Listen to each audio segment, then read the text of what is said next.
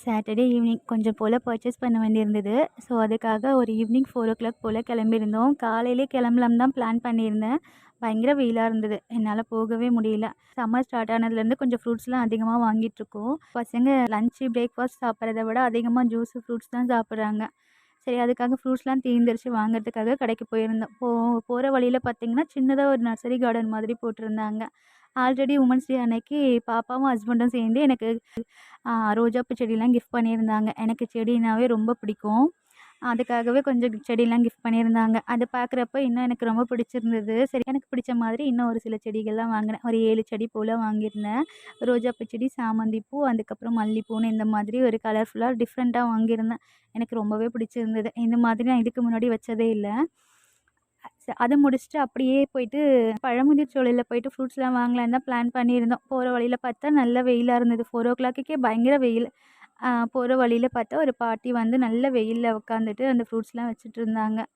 இந்த வெயில்ல நம்மளால கொஞ்ச நேரம் வெளியில வர முடியாமயே நம்ம ஈவினிங் போல வரோம். இன்னைக்கு முழுக்க இந்த பாட்டி எப்படிதான் இந்த வெயில்ல உட்காந்துட்டு இருக்காங்களோன்னு சொல்லிட்டு, "பாட்டி இந்த தர்பூசணி எவ்வளோ?" அப்படின்னு கேட்டிருந்தேன். "வெயிட் போட்டு தான் சொல்ல முடியும்" அப்படின்னு சொல்லிட்டாங்க. சரி, ஓகேன்னு வெயிட் போட்டு பார்த்துட்டு 3 கிலோவுக்கு மேல இருக்கு. எனக்கு ரூ. 50 குடுங்க அப்படின்னு சொல்லியிருந்தாங்க. சரி, ஓகேன்னு அவங்க கிட்ட குடுத்துட்டு, இன்னும் சில ஃப்ரூட்ஸ்லாம் வாங்க வேண்டியிருந்தது. பக்கத்துல இன்னொரு கடை இருந்தது. அங்க போயிட்டு மாதுளை, சாத்துக்குடி இந்த மாதிரி ஃப்ரூட்ஸ்லாம் கொஞ்சம் வாங்கிட்டேன். அப்படியே பாப்பாங்க வந்து கொஞ்சம் அவங்களுக்கு தேவையான ஃபேன்சி ஸ்டோர் ஐட்டம்ஸ்லாம் கேட்டிருந்தாங்க. கொஞ்சம் லிப் கிளாஸு, அந்த பொட்டு பாக்கெட் இந்த மாதிரிலாம் அங்க கொஞ்சம் போயிட்டு ஷாப் பண்ணிட்டேன். அங்க கொஞ்சம் போயிட்டு வாங்கிட்டேன். அதெல்லாம் வாங்கி முடிச்சுட்டு, அந்த ஃபேன்சி ஸ்டோர்லயே வந்து நல்லா கப்பெல்லாம் வந்து நல்லா டிஃப்ரெண்ட்டா நல்லா இருந்தது. அழகா இருந்தது. 60 இவ்ளோ ஒர்த்துள்ள ஒரு கப்பா அப்படின்ற மாதிரி இருந்தது. ஜூஸ் கப்லாம் நல்லாவே இருந்தது. சரின்னு ஒரு 6 போல ஒரு ஜூஸ் கப்பு, 4 போல ஒரு ஜூஸ் கப் எடுத்துக்கிட்டேன்.